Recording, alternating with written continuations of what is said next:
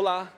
Durante o ano de 2016, realizamos dezenas de entrevistas com os mais renomados profissionais do nosso teatro, cinema e televisão.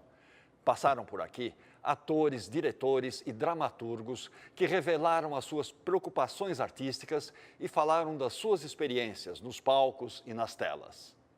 Parte dessas entrevistas não foram ao ar por uma questão de duração do programa.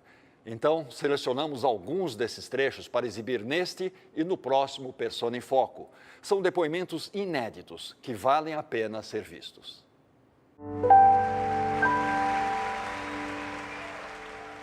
É impressionante, você tinha consciência que você é um menino de 16 anos. Em 1950, você chegou em São Paulo, em 1950? Eu cheguei em 46. Em 46, 5 anos depois, você estava participando da criação da televisão no Brasil. Você sentiu como aquele ambiente? A inauguração da primeira emissora de televisão do Brasil. Na América do Sul. Da América do Sul. Era um happening. Nós não tínhamos ideia de nada. Eu também costumo dizer que o Beethoven, quando fez a Sinfonia de Beethoven, não sabia que estava fazendo uma Sinfonia de Beethoven. Se ele soubesse, ele tremia. A gente não sabia também. Nós fazíamos rádio teatro, esse rádio de que vos falo, de Cavalo, de rádio ator, de Lima Duarte. E quando chegou, nós estávamos jogando peteca. Osni Silva, Homero Silva, Walter Forster, a Hebe, a gente jogava peteca no tempo que existiam petecas e amigos. Então a gente ficava jogando. Chegou um cara, começou a limpar. O que estão fazendo? Vamos fazer a televisão. Veio estragar o nosso campo de peteca. Aí pegaram, começaram a furar. E começaram a fazer e diziam, aqui vai ser televisão. A gente não tinha noção do que era. Eu tinha a noção que eu tinha de televisão, era do Monteiro Lobato, no fim do Jeca Tatu. O Jeca Tatu fica tão rico depois de tomar o biotônico, que ele põe uma televisão para fiscalizar o pessoal no cafezal. Eu falei, o Chateaubriand vai querer fiscalizar a gente agora aqui? Pensava que era isso. E ficou 2 anos construindo. De 46 até 48, depois teve um período experimental, e um dia os americanos que fizeram, da RCA, chegaram para o Chateaubriand e falaram, está pronto. Ele, bote no ar. Espera aí, doutor Assis, não tem receptor. Como é que vai pôr no ar para quem? Ele comprou 20 aparelhos, pôs um no Viaduto do Chá, um no Cinemetro, um na 7 de Abril, um no Pacaembu. E a primeira transmissão de televisão da América Latina foi com 23 aparelhos de televisão distribuídos por São Paulo. Lima. E tem o hino que eu posso cantar depois, se você quiser. Canta, por favor. Tem o hino da televisão. Vamos lá. Eu sei o começo, o hino é do Guilherme de Almeida e do maestro... A Lolita, que é do maestro Tupinambá, não é, do maestro Espartaco Rossi, a mesma dupla que fez a canção do Expedicionário. Você sabe de onde eu venho, é de uma terra que eu tenho.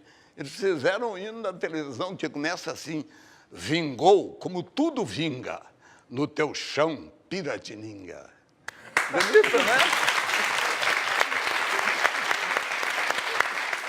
Por trás desses personagens shakespearianos ou dessas histórias anedóticas, há um grande personagem real, um homem que rendeu um livro, uma biografia de Fernando Moraes, um filme, uma figura que, para o bem ou para o mal, marcou anos da história brasileira, que é o Assis Chateaubriand, o jornalista Assis Chateaubriand Bandeira de Melo, criador dos Diários Associados. E você teve uma convivência estreita com ele, né?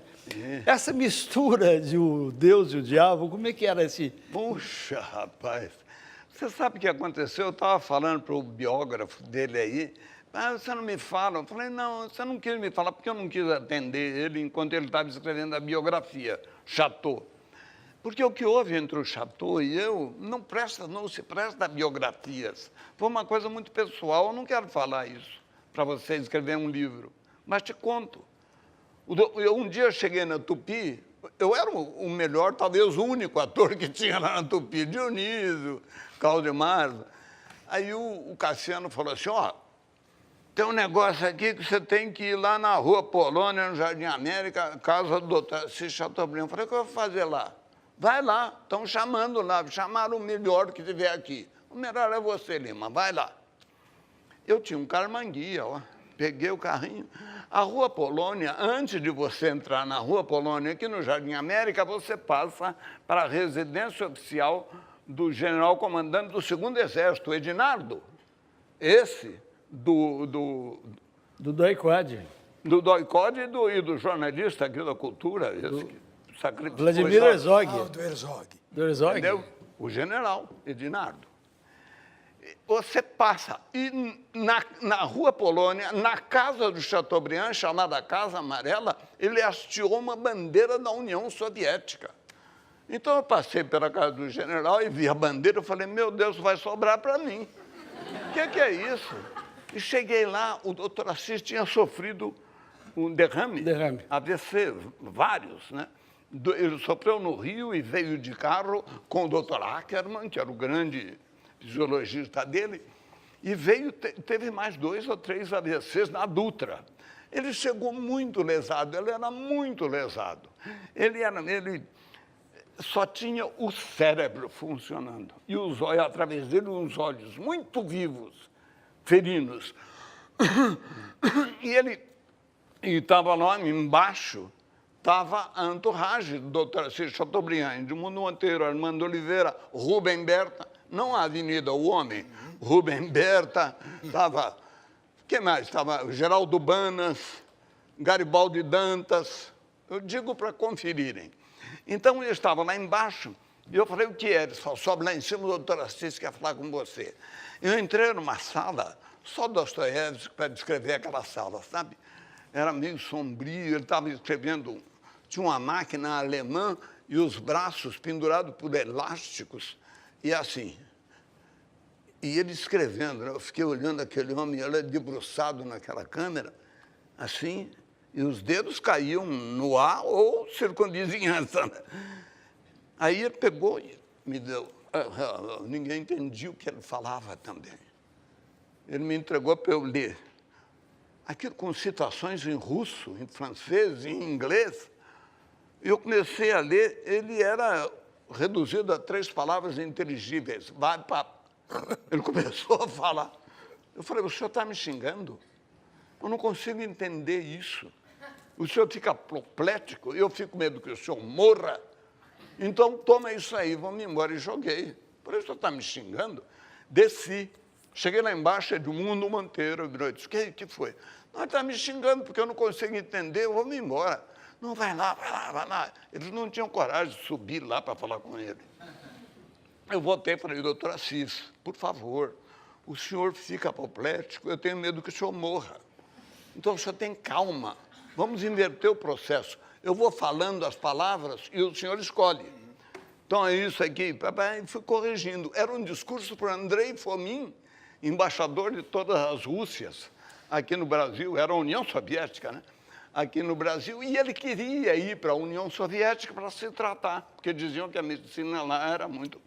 Então, ele recebeu o embaixador Andrei Fomin, fez um grande discurso e um jantar. E eu lá para ler aquilo. E eu tinha dito ao doutor Assis, se eu tiver que ser o bobo do rei, eu quero ser o rei dos bobos.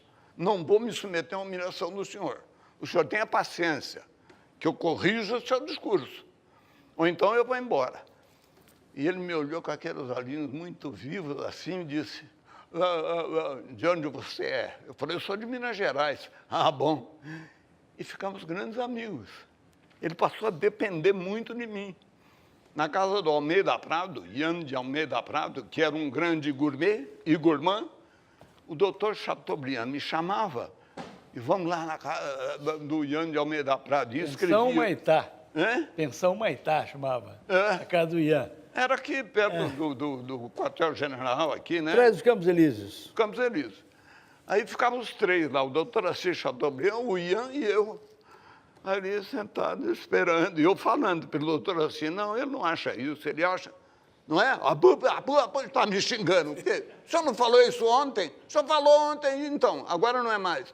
Agora não é mais. Aí era uma coisa de louco. Horácio Laffer, que era muito amigo dele, íamos muito à casa dele, e o grande momento foi um dia que ele me chamou lá, 6 horas da tarde, vamos no Estadão, aqui na Jaraguá, aí no Hotel Jaraguá, ali no Major Guedinho, né? Era a sede do Estadão. Ele ia fazer as pazes com o Júlio Mesquita, que eles tinham brigado muito, o Chateau brigava com todo mundo. Então era um momento de as pazes, eu falei, vamos lá. E antes, ele tinha um Rolls Royce, o Chateau, esse que é da presidência. E ele falou, vai lá, pega o Rolls Royce e vai buscar o Ibrahim Nobre, o tribuno da Revolução Constitucionalista. Eu falei, Ibrahim Nobre, vai lá, pega ele, que levou eu, você e o doutor Júlio. Vamos lá. Eu falei, pelo amor de Deus, o que eu vou fazer com essa verada? Hoje eu estou perdido. Hoje, em que toco amarrei a minha égua, hein? Vou lá pegar o Ibrahim Nobre, morava ali na Bílio Soares. Um amor de pessoa, uma pessoa tão agradável. Ah, o Chateaubriand está me chamando, que bobagem, não quero ir lá. Eu falei, vamos lá, só fala alguma coisa da Revolução e tal.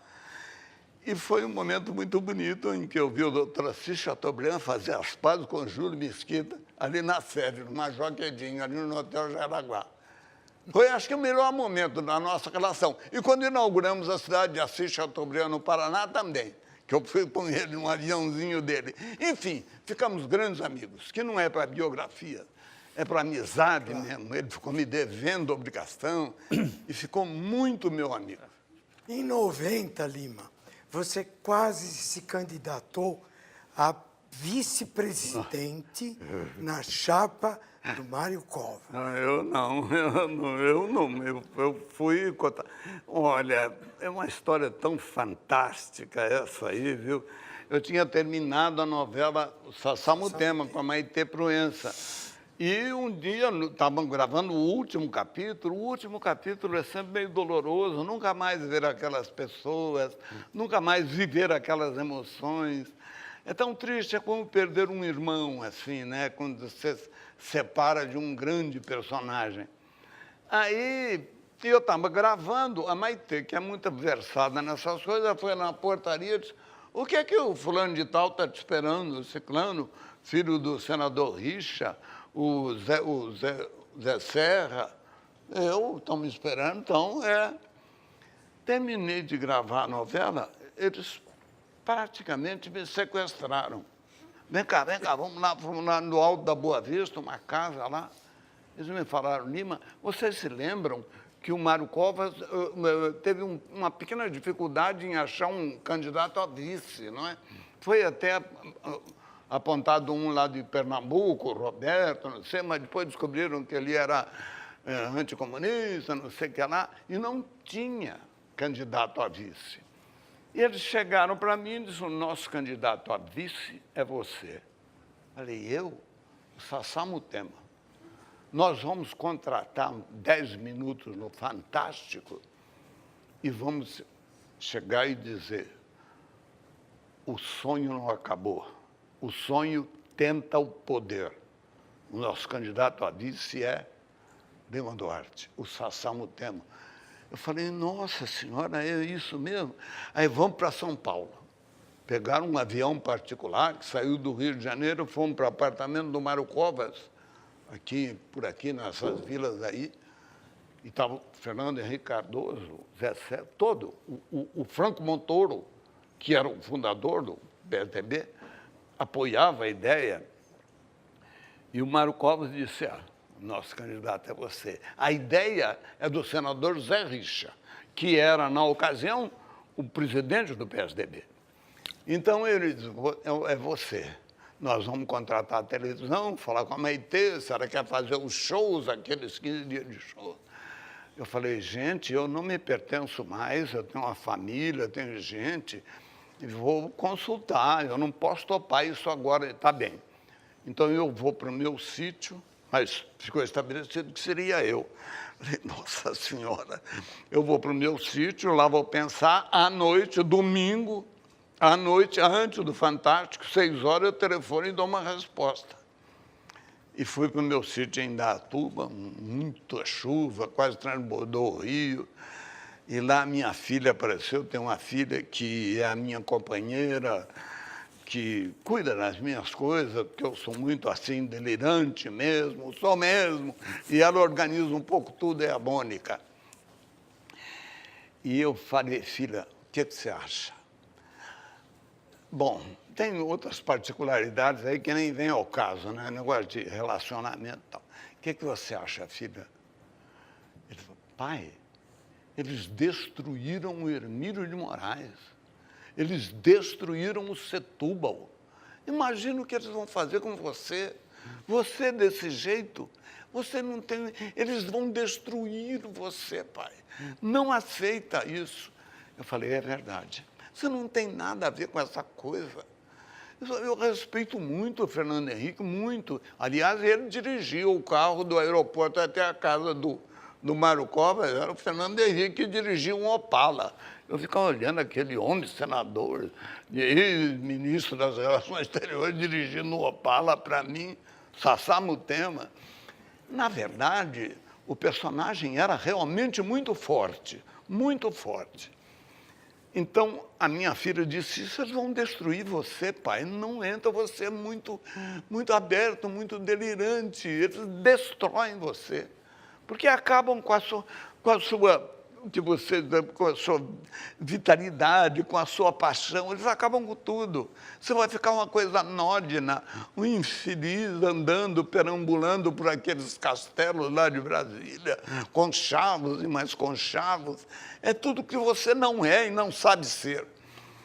E todo poder corrompe, e o poder absoluto corrompe absolutamente. Aí eu fui, telefonei e disse, olha, doutor Mário, dona Lila, esposa do doutor Mário, minha amiga, doutor Mário, não quero, não posso, não quero, não aceito. Ele disse, olha, Lima, lamentamos muito, mas seria bom. Desligamos o telefone. E eu não fui. Agora eu pergunto a vocês uma coisa.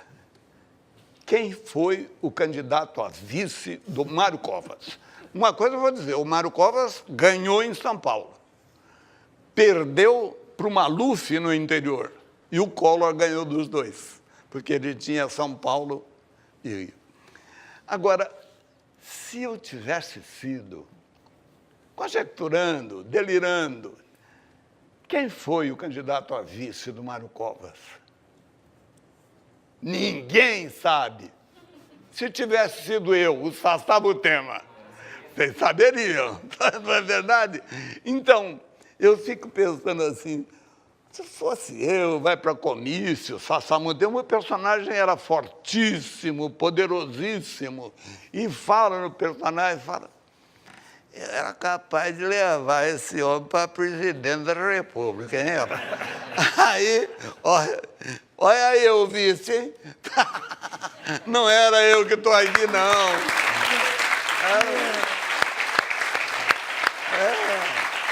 Agora eu pergunto para vocês, fui bem de não aceitar ou não? Eu também acho. Hoje, isso na minha vida, hoje é um sopro, foi um vento que passou na minha vida e deixou essa marca. Mas existiu sim, foi verdade. Mas não lembra disso, não.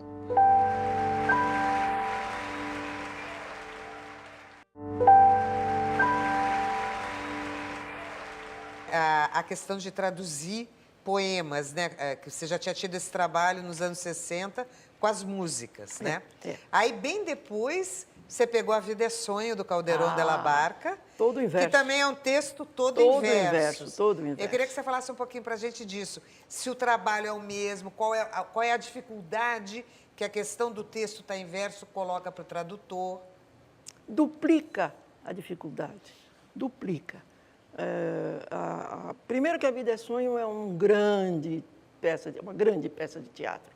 Se vocês não leram, quem não leu, saia correndo atrás da tradução que ainda deve existir por aí, e mesmo atrás do texto original, porque espanhol é um português mal falado, a gente vai lendo e vai entendendo, né? Mas a dureza lá era o texto poético, né? Aquele final, La vida es sueño y los sueños son. Tudo isso você tinha que ir atrás. A vida é sonhos, sonhos, sonhos são. Quer dizer, você tem que ir atrás e tentar fazer a rima, tentar fazer a métrica, tentar fazer aquilo... Manter a melodia, né? A melodia, né? Manter a melodia original. O Calderón é um grande dramaturgo, talvez o maior dramaturgo espanhol, numa terra que tem grandes dramaturgos, né?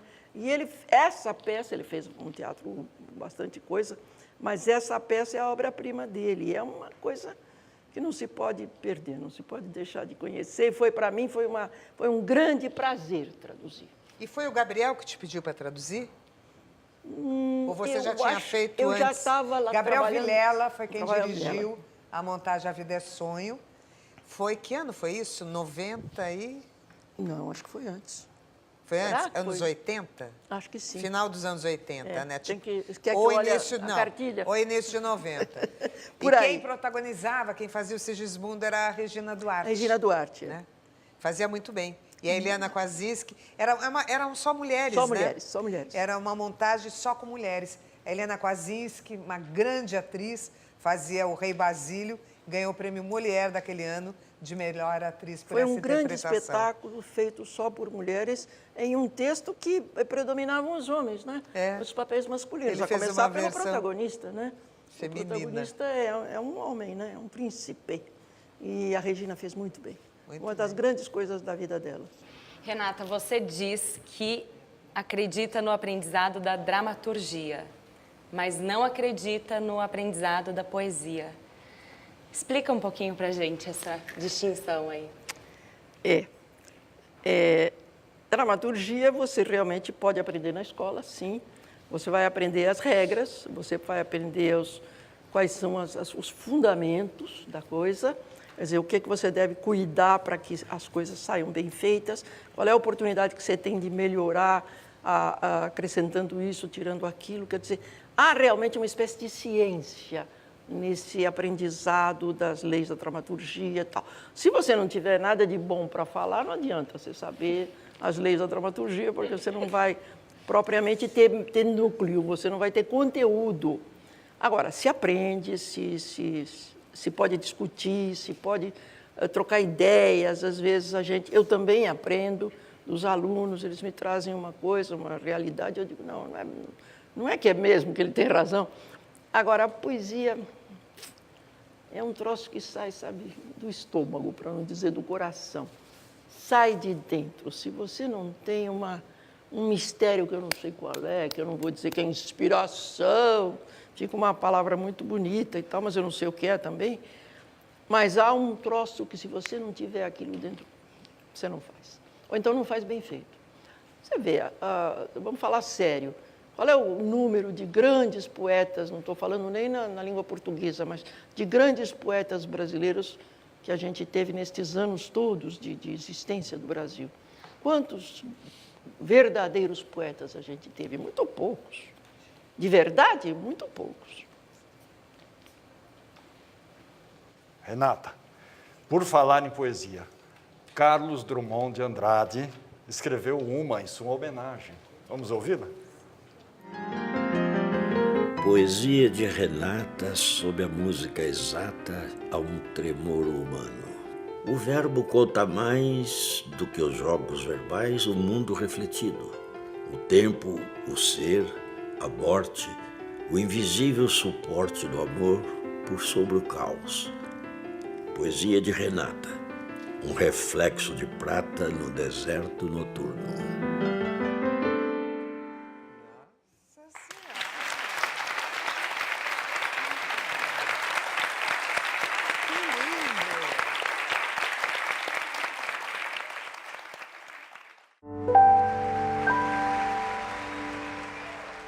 Oi, João, você acabou, no fim de toda essa aventura, se tornando um exímio contador de histórias. Você tem alguma técnica para isso? Como é que você consegue prender a atenção das crianças? Conta aí seu segredo, a gente quer saber. Não, eu fui aprendendo a fazer isso também, né? Aqui na cultura que eu contava histórias. E a gente teve várias situações, assim, né? Teve momentos que usavam tinha uma arquibancada, as crianças ficavam nessa, outras crianças ficavam nessa outra arquibancada, e a gente contava a história, as câmeras ficavam aqui na frente. Só que quando eu olhava para as crianças daqui, a turma daqui fazia maior farra. Depois eu vinha para essa turma aqui, essa outra turma fazia farra. Aí a gente foi descobrindo a forma de fazer isso, né? E numa altura eu comecei a contar só para a câmera que estava na frente. Mas teve eu contava para a lente e aproveitava o cameraman que estava ali atrás e contava para ele. Eu conseguia me concentrar mais, mesmo que acontecesse coisas em volta, mesmo que o Tic-Tac e a Gigi brigassem fora da coisa, não tinha importância, não alterava. E eu ficava muito mais concentrado. Aí, teve uma altura, não me sacaneie os câmeras agora, porque teve uma altura que eu fiquei contando a história dessa forma, né? E tinha um câmera mais antigo, ali atrás da câmera 1, né? E ele travava a câmera e ia conversar com o colega dele. E aí eu perdi o olho dele, que eu tinha aproveitado para contar. Até que foi achando uma outra forma, que foi fazer uma fogueira no centro, né? Uma fogueira artificial, claro. E o elenco ficava aqui à volta. E aí eu contava para o elenco, a plateia era imensa, era lá no Teatro Franco Zampari. Era muita gente, não dava para focar ninguém. E eu contava para a câmera e para o elenco que estava aqui. Fiquei um tempo mais concentrado. Até que fui depois contar isso ao vivo. Quando terminou o Bambalalão, eu fui contar a história por aí. Aí fui descobrindo o jeito. Eu fui descobrindo que se eu me movimentasse, as pessoas acompanhavam e não perdiam. Como na contação de histórias é só uma voz, que é diferente do teatro, né? Mas fica só uma voz, a pessoa acaba enjoando de uma voz só e tal. Então eu me movimento bastante. E fundamentalmente eu vou no olho das pessoas que estão me ouvindo. Eu acho que agora até faço bastante isso aqui ainda. Eu às vezes perco as duas aqui, mas eu fico olhando em quem está aqui perto, tanto para me concentrar quanto para envolver. E, sobretudo, né, que eu aprendi nisso tudo, até por causa dessa relação com a Bujanra, que eu não contei a história inteira, mas isso daí, eu aprendi a contar a história com emoção. Eu não sento e conto, eu uso toda a emoção porque a minha formação é de teatro. Então, eu faço dessa maneira, eu busco emoção e aí eu consigo me concentrar e consigo falar com mais facilidade. Eu acho que eu até consigo com as crianças. E assim, com relação a essa atividade de contador de histórias, né? Você fala um pouco para nós sobre o griot africano. O que é o griot? Que tradição é essa? Você pode... Na África, os griots, né, são os contadores de histórias, vão passando de aldeia em aldeia e eles são recebidos com festas constantemente. E eles têm uma formação ampla, uma formação de cultura popular. E eles passam de pai para filho essa formação do griot. E eles contam a história, eles narram fatos, eles contam as guerras. É uma profissão fantástica que tem. E eu tenho feito isso, por acaso, né, por causa da minha etnia também, eu acabei incorporando algumas coisas do griot. É claro, fico distante, muito distante dos griots, porque eles nascem contadores de história e vão pela vida fora. Eu fui e aprendi quando encontrei a Bujanra.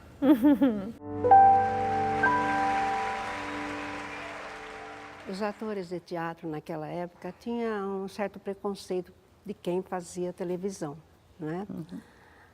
havia essa dúvida, eu não vou fazer televisão porque eu sou de teatro, eu sou inteiramente voltada para o palco e eu não quero fazer, achando que a televisão era uma arte menor. Como é que foi os seus colegas quando você foi para a televisão? Como é que foi a reação dos seus colegas de palco? Houve sim um mal-estarzinho. Eu tinha sido um dia sentada na casa da Miriam Muniz. Me julgaram, eu era inadimplente. Eles fizeram as contas de como eu vivia e quanto que eu ganhava no teatro. E aí eu fui considerada, isso é uma conversa de amigos, a gente querendo ir na casa da Miriam Muniz, a gente só se divertia e enxergava o mundo de uma maneira deslumbrante. Grande amiga minha, paixão da minha vida. E aí eu fui considerada inadimplente. Eu falei, gente, então eu gasto mais do que eu ganho. Que coisa horrível. E quando meus pais não existirem... Bom, enfim, logo em seguida surgiu a Antígone, aí eu fui convidada e me ofereceram um salário que, claro, que eu fui perguntar para as pessoas mais chegadas a mim, quanto que eu deveria pedir e tal. Me deram até mais do que eu pedia.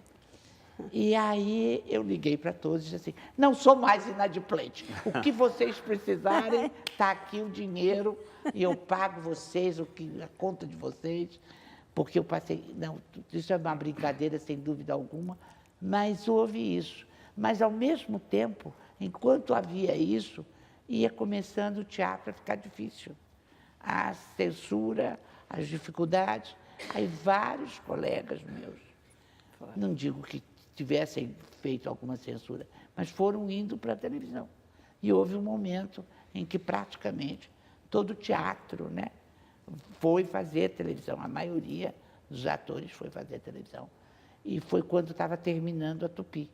Eu fui uma das últimas, depois veio o Fagundes, depois a Vivinha, a Eva Vilma, mas eu fui uma das...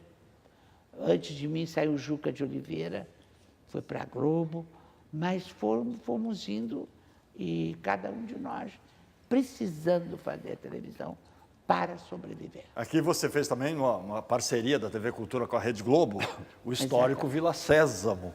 A maior felicidade da minha vida. Quero mostrar um trechinho e depois você comenta com a gente como é que era interagir com as crianças nas gravações do Vila Sésamo.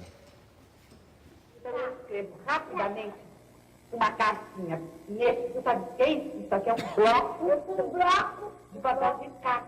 Isso daqui é um envelope que a gente põe a carta dentro. Pronto? E aqui nesse cantinho aqui, tá vendo? Nesse cantinho ficou branco. Não, entendeu? Eu ponho o selo. Ponho o selo e vocês que são o correio, carimba. Por favor, seu correio, assim o senhor fica me prometendo que entrega mesmo esta carta, seu correio. Carimba aí, correio. E entregar rapidamente para o Juca, meu marido, correio.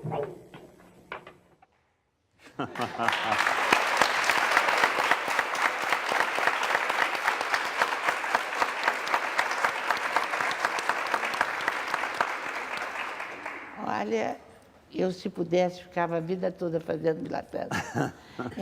O retorno foi tão grande, foi tão significativo, que eu ficaria, se pudesse, eu teria ficado.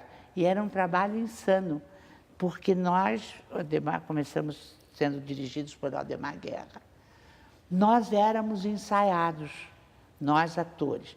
Cada cena tinha um significado, um objetivo, e só nós que ensaiávamos. As crianças eram colocadas depois. Então, elas reagiam naturalmente. Então, uma cena deveria ressaltar um hábito de higiene. Uma outra cena deveria ressaltar uma criatividade da criança.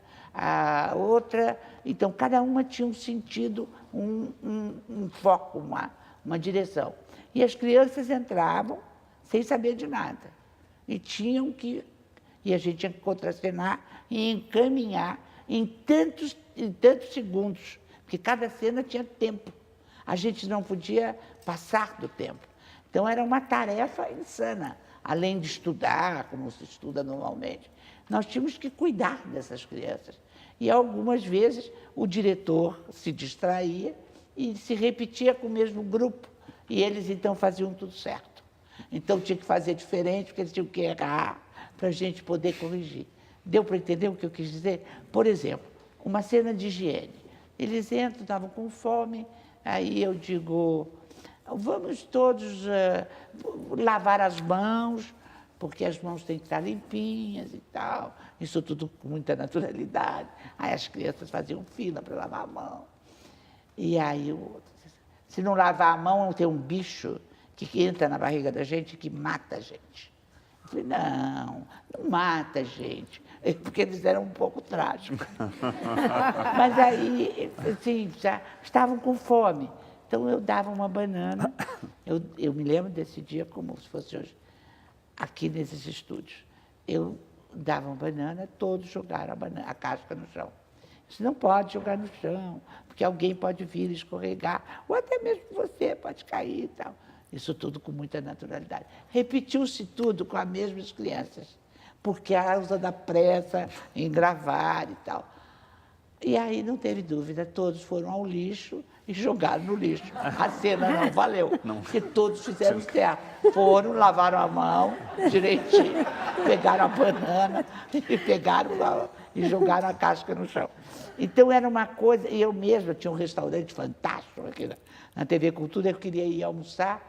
Eu era a Gabriela, era o nome do personagem. Para aquelas crianças que estavam ali, eu era a Gabriela. Então, se eles queriam fazer xixi, eu tinha que levar para fazer xixi.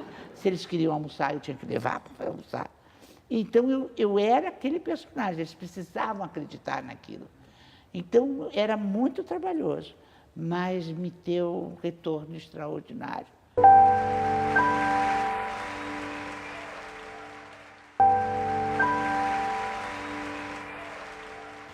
É isso que eu digo. Eu disse, nós trouxemos as pessoas que amávamos. Era um grupo lindo fazendo Castro Alves. Era um prazer. Castro Alves, eu vou contar só uma historinha. Eu tenho... Não, mas é pequenininha. É o seguinte, eu tenho um problema muito sério de nome de pessoas. Eu não sei se alguém aqui tem isso. Para me lembrar da pessoa, eu posso estar olhando para a pessoa, falar com ela, eu quero dizer o nome e eu não consigo me lembrar do nome dela. E nessa, um dos atores, Silvio, não sei se foi o Silvio, se foi o Rui, se machucou. E eu tive que entrar, assim, 24 horas, decorei o papel para entrar, para fazer. É o Dante Rui. Foi Dante Rui. Dante Não, Rui. como era o nome da lourinha? Regina. Região, como era o personagem dela, o nome dela? Pórcia. Pórcia. A Pórcia. E eu tinha que entrar e dizer, Pórcia maldita! Era a fala. E aí, preparado, Guarnieri aqui, vai, calma, vai dar certo. Deu com 24 horas de parar, e Marta aí atrás, quase me empurrando para entrar em cena. Aí eu entrei, parei, voltei, disse como é o nome dela mesmo?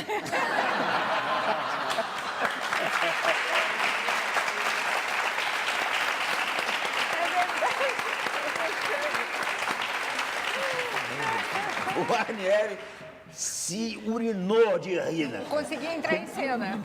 Sentou e disse, eu não acredito, eu não acredito. E começou a rir. Deu parar, como é o nome dela? Pá! Eu entrei com toda a força. Vocês veem como às vezes o ator tem essas loucuras, né? Otton, o Grito Parado no Ar, também do Guarnieri, era uma espécie de metateatro.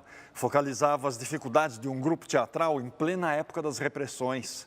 E os objetos de trabalho desse grupo teatral iam desaparecendo no decorrer da cena, no decorrer dos ensaios. Fala um pouco dessa metáfora.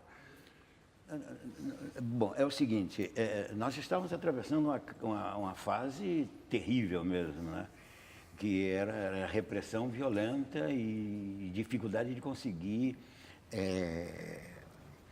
dinheiro para fazer o espetáculo. Então, o Guarnieri sabiamente fez um ensaio de uma companhia que queria montar um espetáculo, mas não tinha quase condições para montar. Então, foi crescendo isso. Para dizer como era o espetáculo, quando nós estreamos em Curitiba o espetáculo, com cenário do Joel de Carvalho, que era um cenógrafo extraordinário, ele fez o anfiteatro.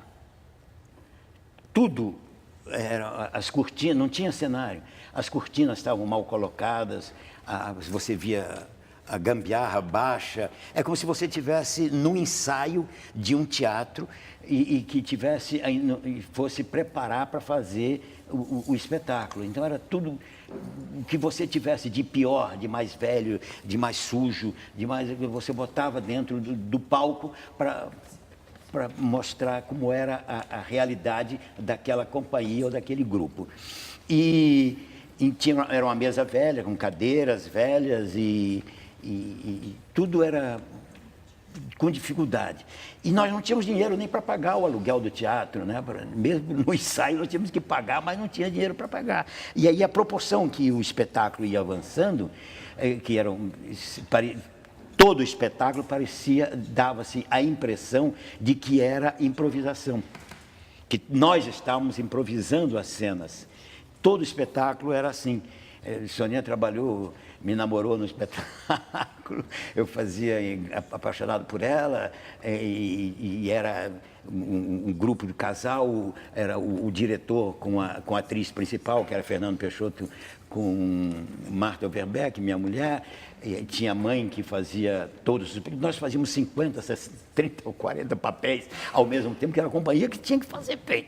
E aí, a proporção que ia avançando, iam chegando os problemas, tem que tirar, não vai poder ensaiar, tem que pagar isso, não vai poder ensaiar. Até a última coisa do cenário que nós tínhamos, que eram as gravações de entrevistas para usar dentro do espetáculo, entra um cara e diz assim, olha, a loja mandou buscar o gravador porque vocês não pagaram, vai sair o gravador. Então nós ficávamos sem gravador, sem roupa, sem as roupas para o cenário, só mulambos para ser feito, não tinha dinheiro para fazer o cenário, e isso ia mexendo com a plateia de tal maneira que, na época, os hospitais estavam piores, tanto ruim como agora, as faculdades estavam também em processo, os professores não tinham condição de ensinar, não estavam recebendo, então o espetáculo foi pegando essa gente toda, foi pegando todas as classes,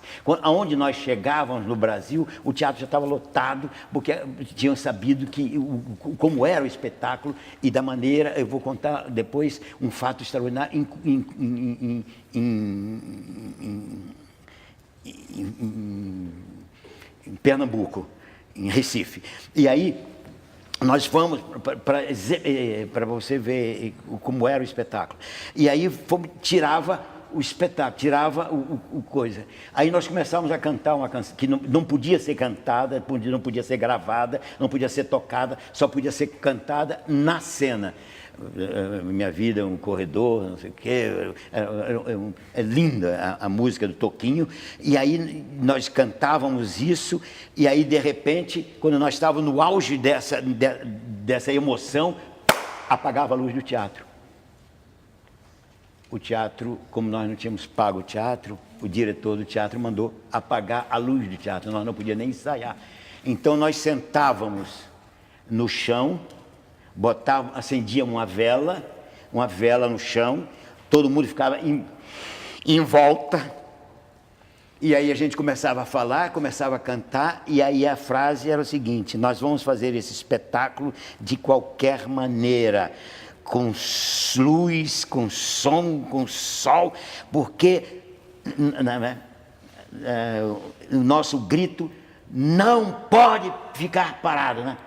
o grito parado, nosso grito tem que ficar parado, não pode ficar parado no ar. Quando a gente gritava, os 6 personagens gritavam, nosso grito não pode ficar parado no ar, pum, acendia a luz de teatro. Aí, meu filho, aí a plateia vinha, ficava em pé, batia palma, era um delírio, porque a plateia ia sentindo toda a dificuldade que nós tínhamos, nós estávamos nesse metateatro, de mostrar a dificuldade nossa, era a dificuldade de toda a sociedade, de tudo que estava acontecendo com a ditadura. Em Recife, nós tínhamos, porque nós íamos seguindo temporada, íamos passando de cidade em cidade. Então, em Recife, nós fizemos uma temporada de 4 espetáculos, para depois ir para João Pessoa, para Sergipe, para Sergipe, depois para João Pessoa, depois para Rio Grande do Norte, não sei o quê. Nós fomos o Brasil inteiro, fomos até Manaus. E aí, quando estávamos no último dia de espetáculo, era engraçado pelo seguinte, o teatro Santa Isabel tem 1.200 lugares ou 1.300 lugares. Então estava lotado, gente sentada no chão, era uma loucura. Vocês não sabem o que era essa época, quando ainda nós podíamos fazer esse tipo de teatro e fazíamos esse teatro com um amor e com uma força extraordinária. Então nós estávamos fazendo o espetáculo, e eu começava o espetáculo dizendo assim não é possível. Fazer teatro no Brasil é uma porcaria. Não tem ninguém. 1.500 pessoas. Não tinha ninguém. Não tem ninguém. Ninguém vem assistir uma peça de teatro brasileira. Agora, se fosse um Hamlet, vamos dizer, to be or not to be, não sei o quê, todo mundo vinha. Agora, peça brasileira não vem. E aí era um delírio na plateia, porque eu estava falando de teatro. Então, quando acabou o espetáculo, e esse que ele queria assim, o nosso grito não pode ficar parado lá, parado lá, pum! Quando acendeu a luz, nós todos fomos para o palco, demos a mão e fomos nos despedir da plateia de Recife. Aí, gente, isso é uma das maiores emoções da minha vida. A plateia inteira de pé, aplaudindo e gritando, fica. E nós não podíamos ficar. Foi isso aí.